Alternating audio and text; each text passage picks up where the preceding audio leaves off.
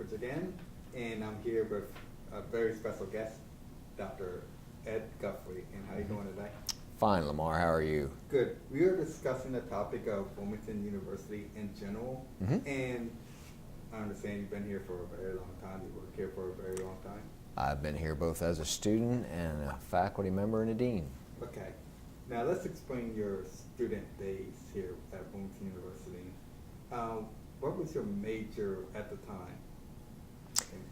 I finished master's and doctorate degree here. And because I was working full-time, it was a 3-hour drive to the University of Maryland or a 1-hour drive to Georgetown, Delaware. Okay. So it was a matter of convenience when I was, and which has been our stalwart, having that one night a week and multiple locations where there was one close by. And when I was working full-time and had a family, it was the best option for me. Yeah. Now, at the time when you were a student, it wasn't called Wilmington University at the time. It was called... Nope, it was Wilmington College. Yeah. And how was the idea of transferring from Wilmington College to Wilmington University? And to your knowledge, how was that?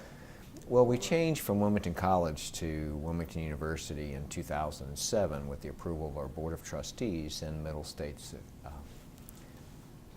Middle States was the Middle States Commission on Higher Accreditation in Higher Education.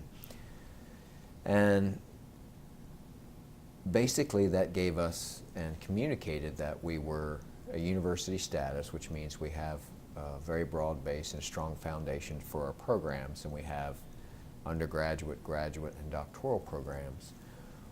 But one of the things that didn't change was our mission, and the focus of that mission is preparing people for the workforce. And we still pride ourselves, even with the change to university, with small class sizes, individualized instruction, and relevant curriculum. Yeah, and I understand that when Wilmington College was first, it was only this campus, and then they decided to expand. Was it due to the domain of people trying to come in, and classes being filled up, so they had to get a new facility just to try to accommodate those students? I'll try to answer that. It seemed 2 or 3 questions there. Yeah, sorry about that. It started in the concept in 67. Actually, Wilmington College started in 1968. The first president was Donald Ross. It was right here at this site in Newcastle. But Wilmington University is about opportunity. The vision of Wilmington University is Wilmington University will distinguish itself as an open access institution by offering innovative and academic programs and student-centered services while anticipating the career and personal needs of those it serves. And what that means is opportunity, the open access opportunity, but also with the geographical locations, it helps the working person.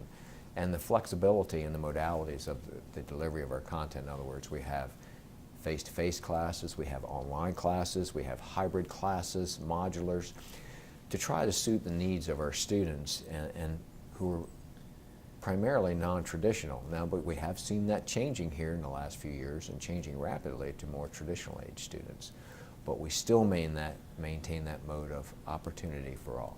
Yeah, and I've noticed that there's more and more people being enrolled, more and more people wanting to see what majors we have, wanting to invest in, like the studio production programming, the game design program, which it came out in 2011. Well, again, do want to add a couple things to answer your previous question. We ended up with about 13 locations in New Jersey, Maryland, Delaware, but the 2 main campuses are Newcastle and Dover as far as what we have, and we do have a strong presence in several other locations, primarily Georgetown. But as far as our programs, we have 6 colleges within the institution. And within those colleges, we have, of course, we have education, college of business, social and behavioral science, arts and science, health professions, and the College of Technology. There are about 57 programs and 2 to 3 associate degree. When I say 57, undergraduate, graduate, and doctoral programs, and then there's 2 to 3 associate programs. And that's all combined, right? That's all the colleges together.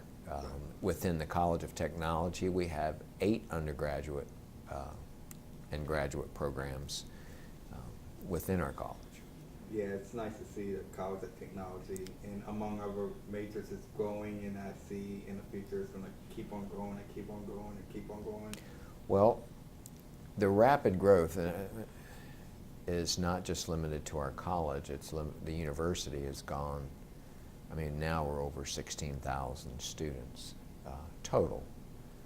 Within the College of Technology, we've gone since the summer of 2008 from about 837 students by major to probably by this spring or this summer we'll be approaching 1,600. Double the amount. Almost. And we've added programs, we've had to retool programs, but the nature of technology, I jokingly measure technology in dog years. 1 year is 7. So we have to constantly, and our biggest challenge is to keep up with the constant pace and change of technology, whether it's forensics or video, special effects, nonlinear editing, photography, always trying to keep up with the technology. Right, because how are you going to learn when technology keeps changing like every 6 months to a year, and what's new now will be old in about 6 months to a year? I commonly ask people, we teach in our cybersecurity program, which is one of our largest, we teach cell phone forensics. What version are you on your iPhone? And that's just in the last couple of years, you're on version 4 or 5. So we have to keep up with that change. And that's one of our biggest challenges, as I said before, and that always will be, because we pride ourselves on using practitioners from the field to teach the courses, and not only do we research the literature to keep up to pace with the change, but our faculty are working in the field and they bring that change with them. Okay.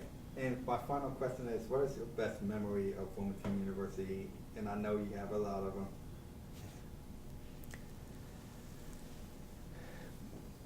I would say, I don't know that I could isolate it to one memory, but I can tell you the best part of my job and experience is just like I did today. I took a few minutes around lunchtime. I walked over to a classroom in the DAC and talked to the faculty member, Miss Gregg, and walked around, looked at the student work and talked to them. And we had conversations on where they were from, how far they're along in the program, looked at their work, and they were all excited about it, and that's what's most important to me. Well, thank you, and I'm glad to see you taking your time, just not only to do this interview, but to go out your way to talk to students and see what they're doing and see how they progress into their majors and their classes. Well, that's what we're all about, our students. Thank you, Dr. Garfield.